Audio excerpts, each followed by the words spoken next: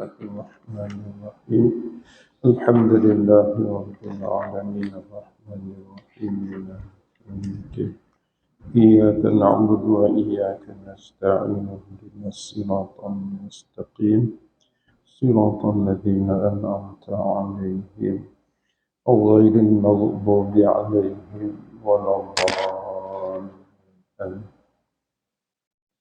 Ayat yang ke-27, ayat ke-27 surah Al-Anfal. Al-Anfal ialah rampasan perang, harta rampasan perang. Al-Anfal dia nama. Kisah dalam surah ni banyak yang kita dah baca berkaitan dengan peperangan Nabi sallallahu alaihi wasallam. Hal ini berkaitan dengan menjaga amanah Allah dan larangan pecah amanah atau mengkhianati amanah, dan berkaitan dengan amanah anak dan harta. Baik, muka surat 180. A'udzu billahi minasy syaithanir rajim.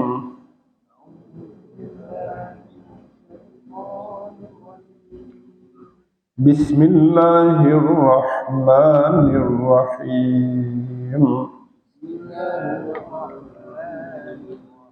Ya ayyuhalladzina amanu la takhunu Allaha war rasul.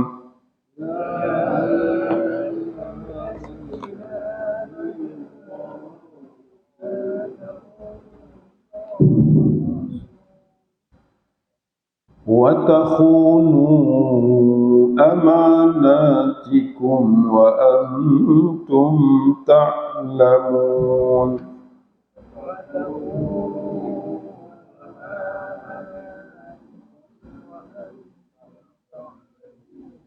وَاعْلَمُوا أَنَّمَا أَمْوَالُكُمْ وَأَوْلَادُكُمْ فِتْنَةٌ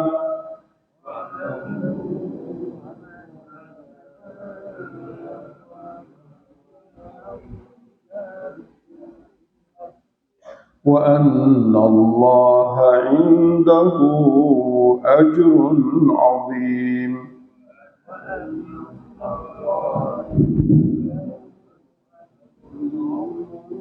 يا أيها الذين آمنوا إن تتقوا الله يجعل لكم فرقانا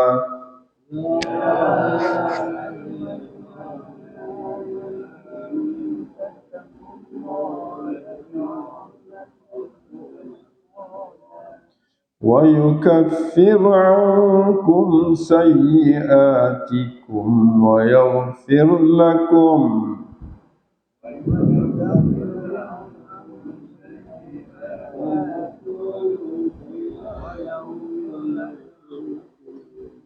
والله ذو الفضل العظيم.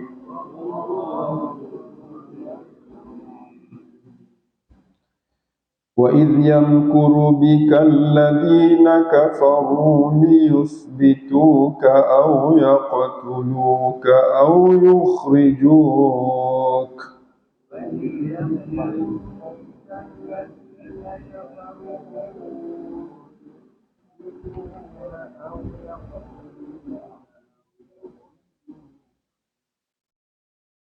وَيَمْكُرُونَ وَيَمْكُرُ اللَّهُ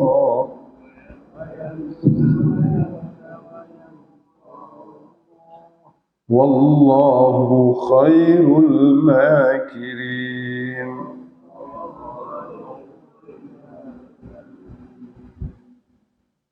وإذا تتلى عليهم آياتنا قالوا قد سمعنا لو نشاء لقلنا. وإذا تتلى عليهم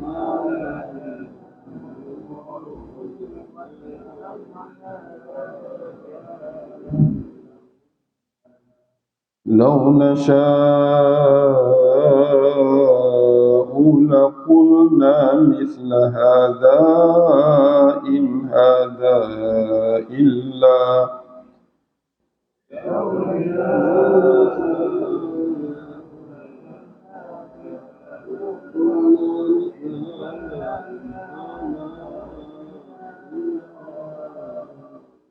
إن هذا إلا أساطير الأولين.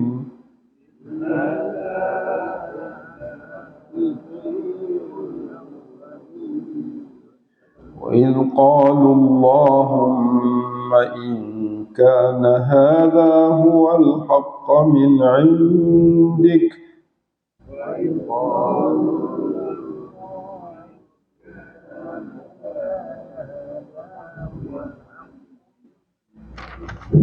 فأمطر علينا حجارة من السماء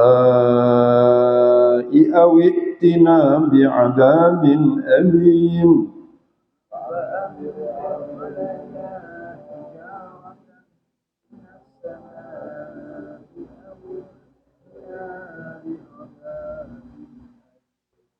وما كان الله ليعذبهم وأنت فيهم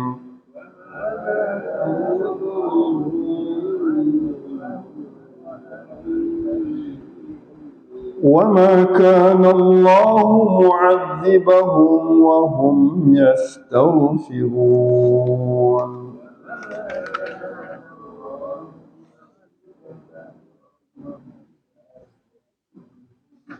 صدق الله العظيم.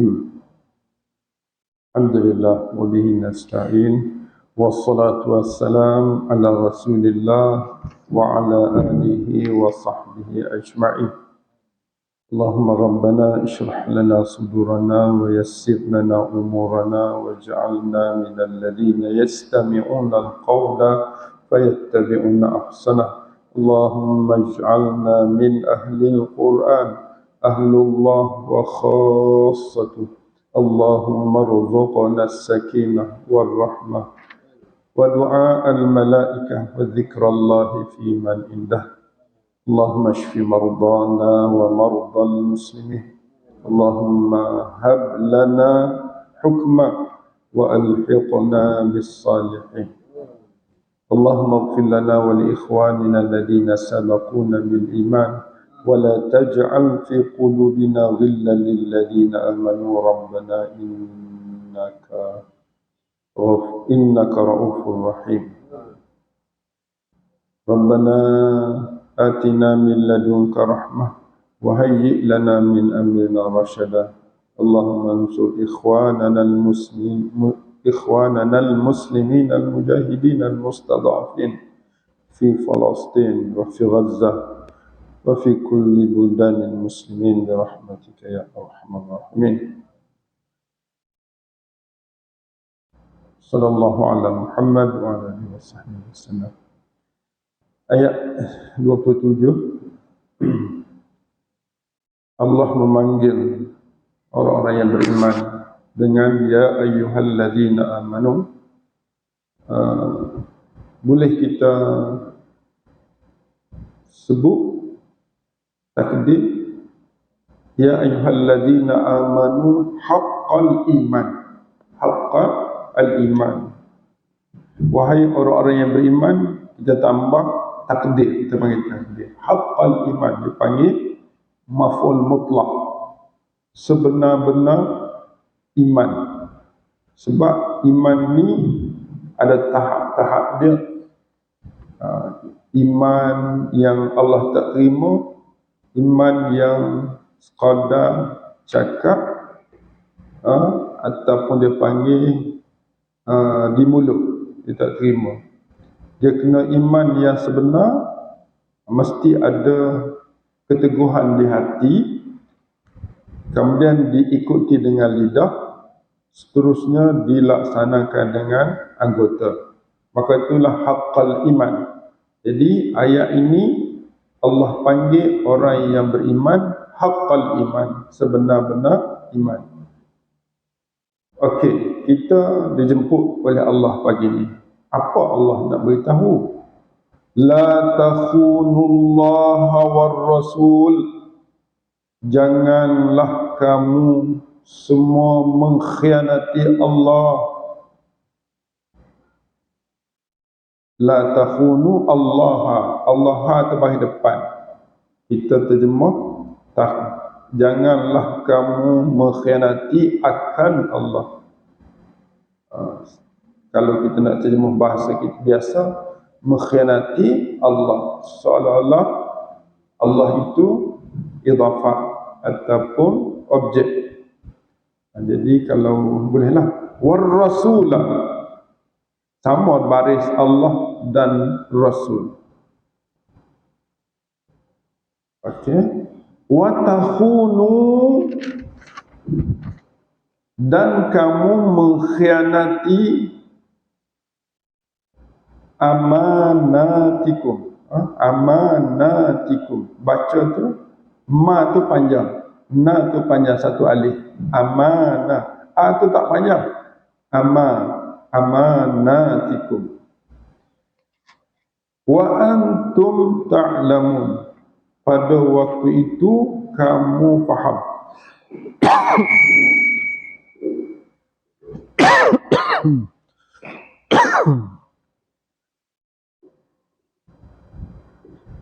Okey. Kita kena baca macam mana ayat ni. Kita tak boleh pisah ayat ni. Kita baca la takhunu la takhunullaha war rasul. Jangan kamu mengkhianati Allah dan Rasul. Kalau kamu mengkhianati Allah dan Rasul, maksudnya apa? Maksudnya wa takhunu amanatikum. Kamu pada ketika itu mengkhianati amanah-amanah kamu yang Allah dan engkau telah sama-sama bersetuju. Dalam masa itu wa antum ta'lamun, kamu sedar yang kamu itu telah berjanji dengan Allah dan Rasul, dan saat itu juga kamu telah melanggarnya. Maka melanggar segala perintah Allah dan arahan Rasul itu sebenarnya mengkhianati diri kamu sendiri. Gitu. Maknanya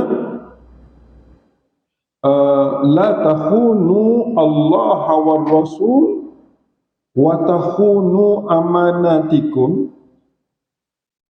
wa antum ta'lamu. Itu ayat wa takhunu amanatikum wa antum ta'lamu itu ayat penerang kepada la takhunu Allah wa Rasul. Ataupun kita kata saat kamu mengkhianati Allah dan Rasul itu sebenarnya saat kamu telah mengkhianati amanah. Maknanya taat kepada Allah, taat kepada Rasul itu satu amanah yang semua telah maklum. La ilaha illallah Muhammadun Rasulullah. Maknanya ayat ni tiga kan, larangan dan kesan. Kesan daripada larangan itu kalau tidak dilaksanakan. Ayat ni sebab turunnya dicerita beberapa riwayat lah kenapa berlaku ni, sebab sebahagian daripada orang-orang pada zaman Nabi diberi amanah untuk menyembunyikan sesuatu amanah. Dia beritahu kawan dia, kan. Jadi Nabi kata kau pergi maklum berita ini kepada pulang-pulang. Dia pergi maklum dalam masa sama beritahu orang lain juga.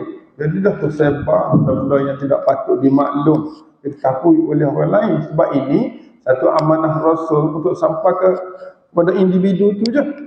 Tapi dia pergi heboh habis. Maka bila ramai yang tahu perkara yang sepatutnya tidak diketahui umum untuk kepentingan individu tersebut, maka dah difaham berlainan, maka berlakulah khilafiyah dan seumpamanya.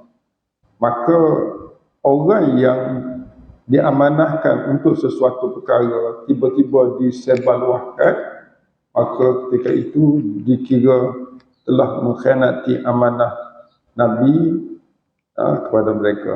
Tapi ulama mengatakan bahawa ayat ini tidak khusus kepada sebab itu. Ayat ini umum. Umum macam mana? Dilarang mengkhianati Allah dan Rasul. Apa makna? Perintah Allah dan perintah Rasul yang ada dalam Quran, ada dalam syariah, jangan mengkhianati. Maknanya dengan membuat maksiat pada Allah dan Rasul. Maka sesiapa yang mengkhianati Allah dan Rasul dengan melakukan segala larangan Allah dan meninggalkan perintah Allah, dia telah mengkhianati amanah dia sendiri. Gitu. Kemudian ayat 28 perintah tentang harta dan anak keturunan. Perintah untuk kita semua faham dan sedar hakikat harta dan anak-anak kita. Wa'lamu. Wa'lamu ni kita terjemah, hendaklah kamu sedar dan berilmu, faham dan berilmu. Ini kalau kita tengok ayat atas, ya ayyuhalladzina amanu, kita ambil wa'lamu maknanya i'lamu gitu. Waw tu dan i'lamu tu, antara dua tu kita ambil lagi ayat di atas tu.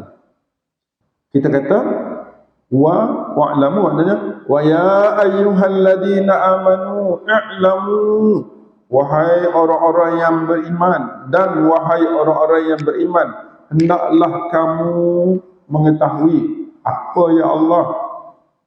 Annama tu ialah satu kata kunci bahawa sebenar-benarnya, annama tu satu kata kunci bahawa sebenar-benarnya Allah jadikan harta kamu, Allah jadikan anak-anak kamu itu fitnatun. Dia macam subjek. Amwalukum fitnah, auladukum fitnah. Itu jawapan dia. Fitnah itu apa? Ujian. Fitnah ialah ujian ataupun cubaan. Allah beri harta kita nak uji kita.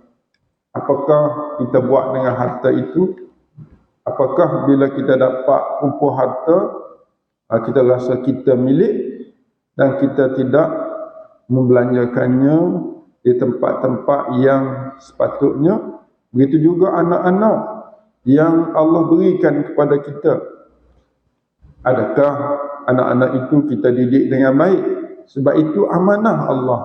Kalau kita sambung dari atas, antara amanah Allah ialah harta.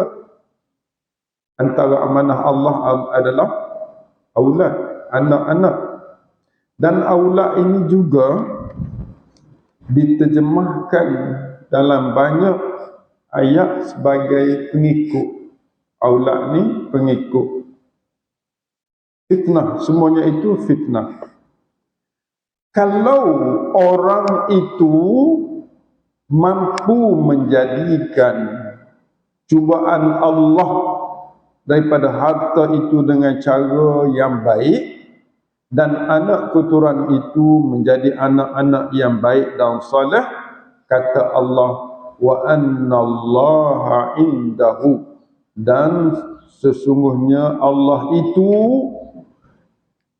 indahu, di sisinya, maknanya dia simpan. Indahu ni kita pernah sebut, dia simpan. Kepunyaan kita itu disimpan di sisi Allah sebagai apa? Sebagai ajrun, ganjaran, pahala, dan sifat pahala itu azim, besar, besar. Tapi semua kita tak nampak. Macam mana kita nak tahu bahawa ajrun azim itu kita punya dan ada di sisi Allah?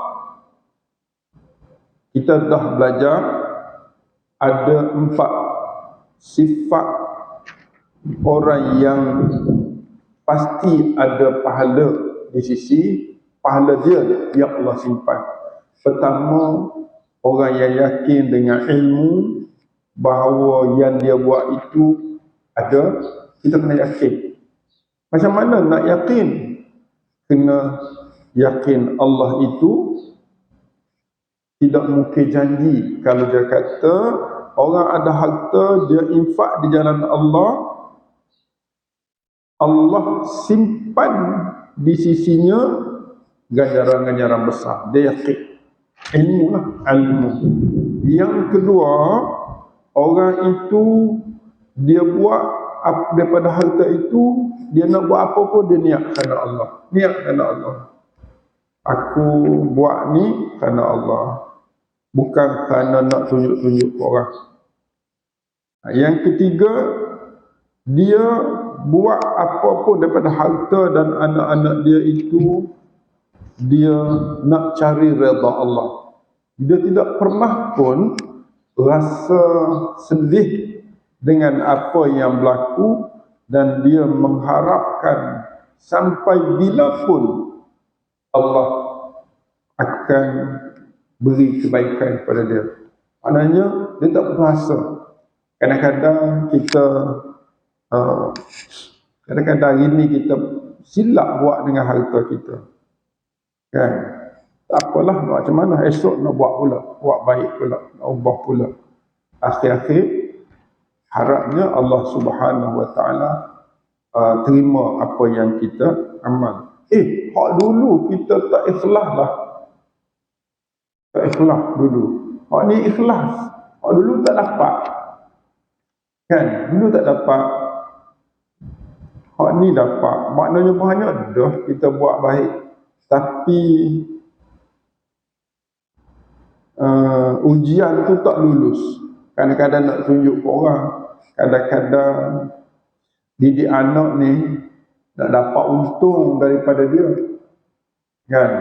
Esok senang bila aku tua, anak-anak ada belakang. Mana kita didik anak tu untuk mendapat keuntungan dunia, bukan untuk menjadikan anak itu dekat dengan Allah. Sebab kita ini tak nak harta kita ini penyebab mengkhianati Allah dan Rasul, kan? Kita rujuk ayat di atas tu. Jadi bila mana sekarang ni kita sedar bahawa yang kita buat sebelum ini adalah suatu pengkhianatan terhadap amanah Allah daripada anak dan harta, maka dengan sebab itu kita tak dapat pahala besar yang Allah simpan. Nak buat macam mana supaya itu semua kembali mendapat pahala, kembali mendapat pahala? Ana tak tahu, ana rasa, ana faham ayat surah Furqan. Ayat berapa? Surah Furqan. Cuba tengok surah Furqan akhir tu.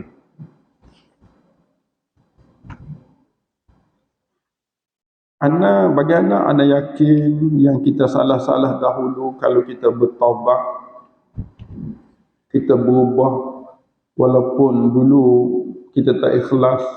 Kita ada banyak buat baik tapi tak berapa ikhlas, nak tunjuk-tunjuk, didik anak pun dengan cara yang nak kepentingan dunia, bukan untuk Allah dan Rasul.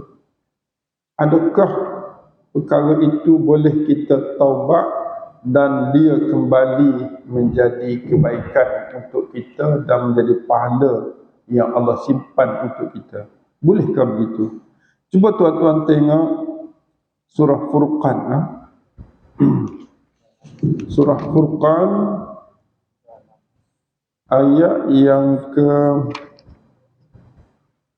60, 67, 68. Muka surat 366.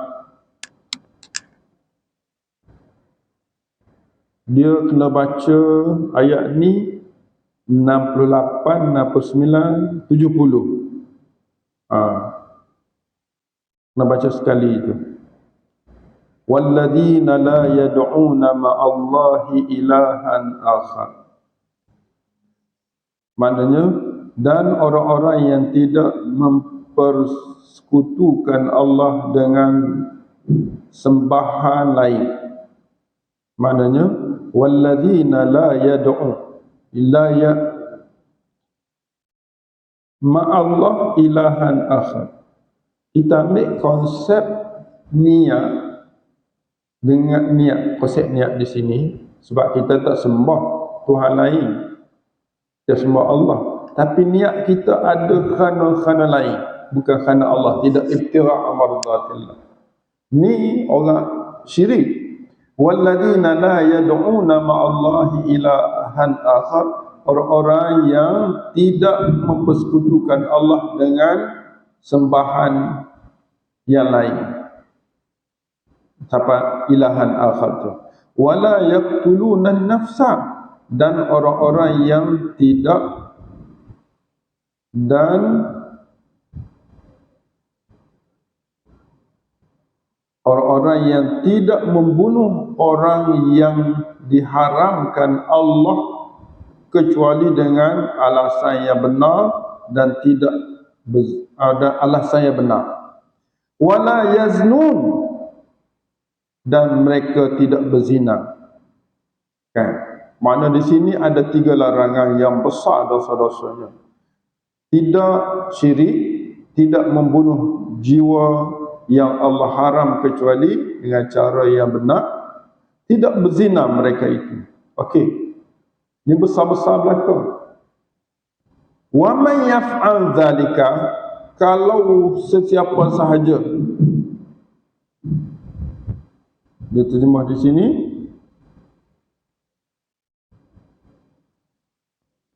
dan barang siapa melakukan demikian itu, maknanya dia buat 3 tu, ataupun salah satu daripada 3 itu, wa man yaf'al zalika, apa yang dia dapat?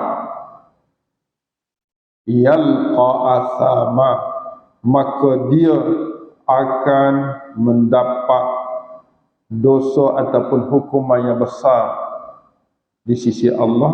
Ayat lepas pada tu, yudha'af lahul azab, diganda-gandakan kepada orang itu azab Allah. Bila berlaku azab Allah itu? Yaumal qiyamah, pada hari kiamat. Berapa lama dia diazab? Wa yakhlud, dan dia kekal fihi fil azab, di dalam azab Allah itu, muhana, dalam keadaan terhina. Muhana ni hina, asal kita muhana isim maf'ul, dihina sentiasa mereka itu.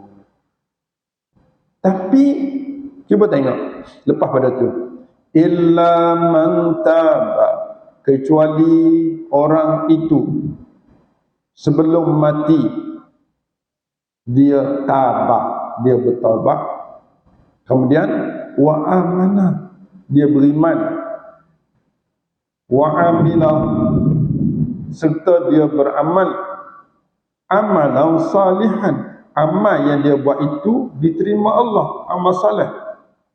Apa kesan? Orang tadi buat syirik, buat bunuh diri, kemudian berzina pula besar-besar, kemudian memang tiga-tiga itu kekal dalam neraka daripada perkataan wa yakhlud fihi, dan diganda-gandakan azab, yudha'af lahul azab. Yang ketiga, yalqa asama, dia dapat dosa. Memang komplit dosa, dia azab secara ganda-ganda pada hari kiamat dan kekal dalam keadaan dihina. Tapi adakah perkara itu boleh diampun, dan bagaimana kebaikan-kebaikan saat mereka melakukan di waktu ini? Kata Allah, mana kata? Faulaika, orang yang tabak amanah, dia taubat sungguh-sungguh dengan taubat nasuha. Kemudian amanah di sini dengan orang taubat, dia buat apa lepas dia taubat? Dia beriman. Amanah di sini makna beriman dalam keadaan dia berilmu, dia faham tentang faham dan membenarkan dengan hati dan menyebut dengan lidah, seterusnya dia beramal dan amal itu amal soleh. Orang ni kata Allah, faulaika yubaddilullahu, Allah menggantikan sayyiatihim, kejahatan-kejahatan semasa mereka buat dulu. Apa kejahatan yang mereka lakukan? Kejahatan yang menyekat mereka mendapat pahala ialah syirik, membunuh orang tanpa hak dan berzina pula. Tapi sekarang sebelum dia mati dia bertaubat, maka dia beramal. Taubat saja tak jadi, kena beriman, berilmulah, amanan berilmu dengan betul-betul, kemudian beramal soleh. Maka yang buruk-buruk itu jadi hasanat, yubaddil, mana hak buruk-buruk itu diganti sebanyak itu dengan hasanah. Lepas tu dosa-dosa lama macam mana? Sebab dia bertaubat, dia beriman dan beramal soleh, kata Allah, wa kana Allahu ghafuran rahima, dan dosa lama itu Allah ampun. Kenapa Allah ampun? Karena Allah itu ghafur, suka mengampun. Bukan setakat dia ampun dosa sahaja, warahimah, dia menganugerahkan rahmat kepada orang itu. Dari ayat ini kita faham bahawa dulu kita orang Islam ni orang yang syirik kan. Kita orang Islam ni kita buat banyak kebaikan, tapi kebaikan kita itu tak berpahala kerana kita niat dua, niat kerana Allah, niat nak tunjuk-tunjuk, maka tak dapatlah. Tapi sekarang ini kita sedar kita buat itu salah, kita bertaubatlah, kita beriman, kita faham, kita tadabbur Quran ini untuk amanah. Dalam masa yang sama kita buat amal yang Allah terima, solat, maka segala kekurangan yang lepas itu yang kita buat dikatakan sayyiat lah, sebab kita tak ada pahala kan. Jadi kira sayyiat lah tu, benda buruk ini dosa, tak ada pahala jadi dosa. Bila dosa itu kita laku, kita rugi. Jadi nak supaya dia baik semula jadi hasanat, kita bertaubat.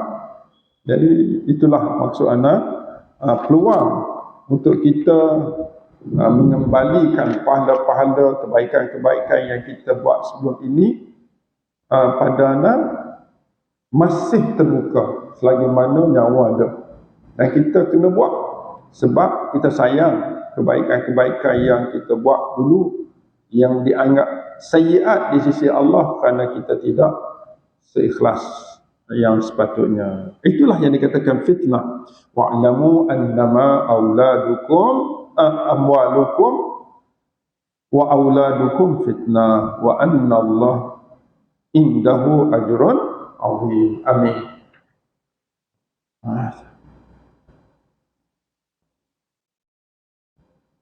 Kalau kita Kita renung tengok, pahala kita ada balik ni.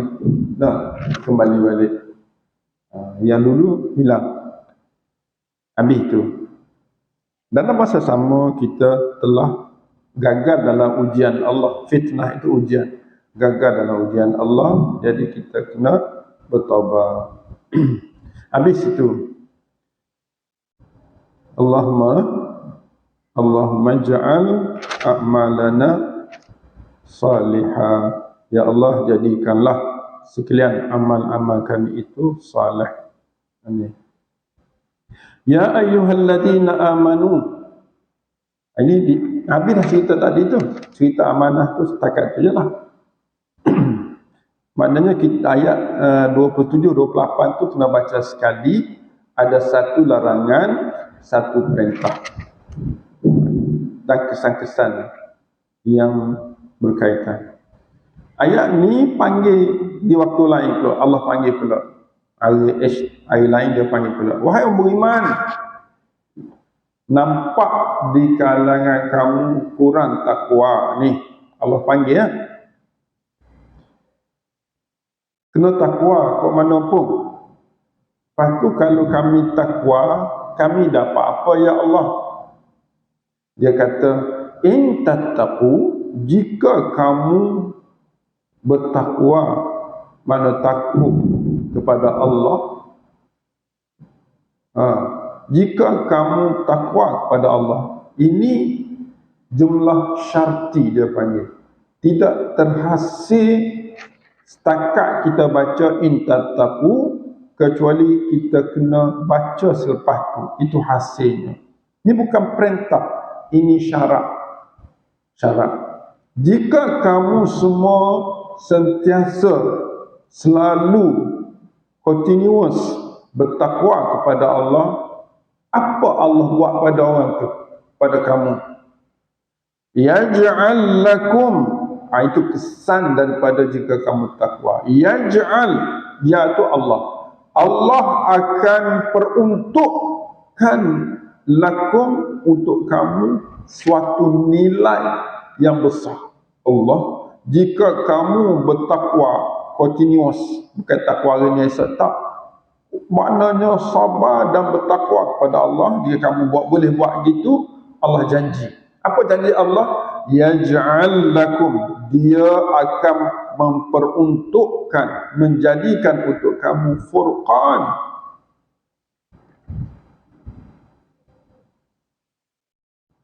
Furqan ni dia Allah janji kalau kita jaga diri kita dengan Allah.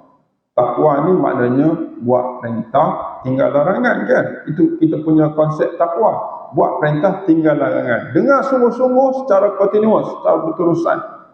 Apa Allah janji? Allah janji, yaj'al lakum furqana. Satu. Allah jadikan kamu ini insan yang boleh beza. Ini benar, ini salah. Dia jalan dia boleh beza. Ini benar ni, ini salah ni. Dia boleh gitu. Satu. Yang kedua, Allah akan bantu kamu, peruntukkan kamu satu nilai, iaitu yukaffir ankum, Allahu Akbar, sayyiatikum. Dia akan menghapuskan daripada kamu semua kejahatan-kejahatan kamu. Dia hapus. Maknanya yukaffir ni, bila kita mati besok, tak ada dosa. Dosa yang kita buat ni dibuang, dihapus. Maknanya tak nampak. Yang ketiga, wa yaghfir. Dia akan ampunkan untuk kamu. Tiga benda kalau kita boleh mempertahankan takwa kita kepada Allah. Sama tu kan? Yaj'al, besar tu, dia panggil, kita kata yaj'al ni dulu lain, sekarang lain. Dia ubah terus. Yukaffir, sama mati tu. Yaj'al, la mati, yukaffir, ra mati, yaghfir, ra mati. Itu jawapan kepada in syarti. in syarti. In tattaqullah, sebab apa kita baca yaj'al mati? Sebab jawab kepada in syarti.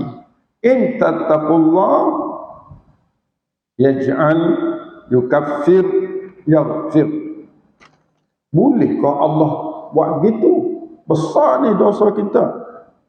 Kata Allah, wallahu dzul fadlil azim. Allah itu mempunyai, zu itu mempunyai al-fadli, kurniaan, al-azim yang maha, yang besar. Mana Allah boleh buat sebab dia ada tu.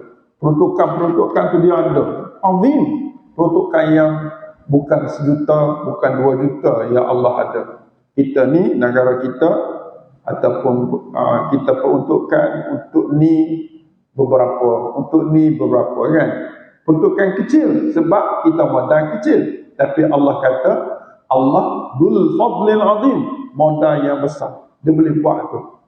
Jahat mana, apa ni, dosa apa pun yang kamu dulu, jika kamu takwa sekarang, kamu akan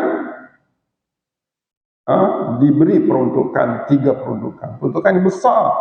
Ya ja'allakum furqan. Kita berjalan, kita boleh beza antara hak dan batil. Kemudian dosa-dosa kita yang lepas dihapuskan. Maknanya kita tak akan dipertontonkan lagi dosa kita di akhirat nanti. Dan diampunkan segala dosa. Maka ketiga-tiga ini melayakkan kita masuk syurga Allah. Wa id, ni ayat lain pula kah? Wa id yamkuru bika. Ingatlah ketika yamkuru. Yamkuru ni menipu, merancanakan bika terhadap engkau. Engkau tu Nabi lah. Dan ingatlah ketika merencana ni maknanya buat satu planning yang kuruni untuk tipu engkau. Siapa yang buat ni? Alladzina kafaru, oleh orang-orang kafir. Ingatlah ketika merencanakan terhadap engkau oleh orang-orang kafir. Makna alladzina kafaru tu baca sekali. Dia fa'il kepada yamkuru. Maknanya wa'id yamkuru alladzina kafaru. Yang menipu, yang merencana jahat ialah oleh orang kafir kepada Nabi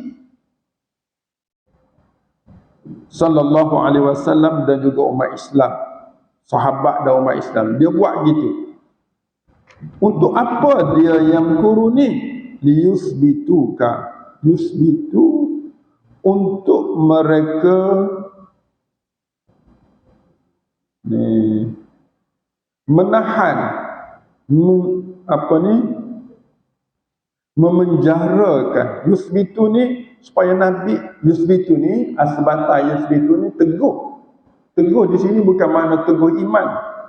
Ini untuk tetap Nabi dalam kawalan mereka, supaya Nabi tak pergi jauh, dakwah jauh. Dia di yusbitu ni maknanya dia halang Nabi daripada bergerak dalam dakwah supaya tidak berkembang dakwah. Itu panggil yusbitu. Ataupun terus dia yaqtuluka, dia nak bunuh Nabi sallallahu alaihi wasallam. Ataupun perancangan ketiga yukhrijuka, dia nak keluar Nabi daripada Mekah, Madinah. Ini perancangan mereka. Nabi sallallahu alaihi wasallam ni 3 perancangan. Pertama, nak sekat dakwah Nabi, dia panggil yusbituka.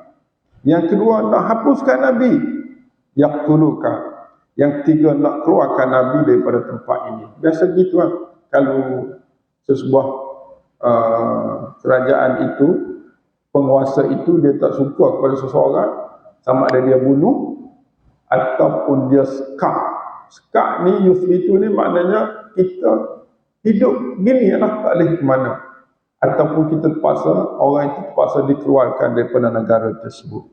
Itu perancangan mereka yang kuru. Apakah Allah rancang terhadap mereka ini. Kata Allah, wa yamkurun, mereka tidak akan terhenti. Yamkurun ni fi'il mudhari', tidak fi'il mudhari'. Maknanya tuan-tuan nak harap orang kafir ini berhenti daripada yamkurun, merancang untuk menghapuskan Nabi, merancang untuk ataupun merancang untuk bunuh Nabi, atau menyekat Nabi dan orang beriman, nak harap dia berhenti. Kata Allah, wa yamkurun, dia tidak akan berhenti. Dia guna fi'il mudhari' tu. Dia akan sentiasa merancang untuk menghapuskan Nabi, sahabat Nabi dan orang-orang Islam. Saat mereka merancang, saat Nabi dan orang-orang Islam teguh dengan takwa dia, Allah, kalau kita nak kait ayat di atas tu, Allah pasti yaj'al lakum furqan. Furqan juga dengan makna zahir. Nampak Nabi itu kemenangannya. Dan yukaffir ankum juga boleh makna menghapuskan musuh. Wa yaghfir lakum dengan makna memberi kekuatan kepada Nabi. Zahir Nabi, dan ternyata Nabi zahir dalam perang-perang, menang, Furqan. Dan hapus kejahatan maknanya hapus musuh. Ampun maknanya memberi kekuatan kepada Nabi sallallahu alaihi wasallam. Ya, wa yamkurun, mereka terus menerus merancang dan menipu umat Islam, Nabi, para sahabat dan umat Islam. Dalam masa in tattaqullah, kalau kita bertakwa pada Allah, Allah kata apa? Wa yamkurullah. Kita nak dapat yamkurullah ni kena takwa. Kena takwa. Kita kait dengan in tattaqu tu. Wa yamkurullah, Allah merancang jahat juga terhadap mereka. Dan ingat kata Allah, wallahu khairul makirin. Allah itu sebaik-baik, yang terbaik, al-makirin, pembuat tipu helah. Rupa-rupanya untuk nak mendapat yamkurullah ni kena kait dengan in tattaqu tu. Maknanya ayat 30 tidak boleh dibaca secara solo. Kan? Tak boleh dibaca ayat tu. Kena kait. Wahai orang-orang yang beriman, jika kamu benar-benar takwa dan sentiasa bertakwa pada Allah, Allah akan peruntukkan untuk kamu kemenangan. Furqan, kemenangan boleh terjemah. Allah akan peruntukkan kemenangan. Wa yukaffir ankum sayyi'at, Allah menghapuskan daripada kamu kejahatan. Musuh-musuh yang merancang adalah sayyi'at, Allah menghapuskan.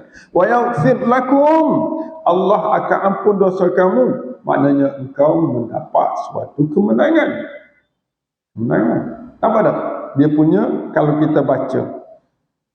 Lalu Allah kaitkan, wa'id, ingat ketika orang-orang kafir menipu kamu dalam perang Uhud, dalam perang Khandaq dan perang-perang lain.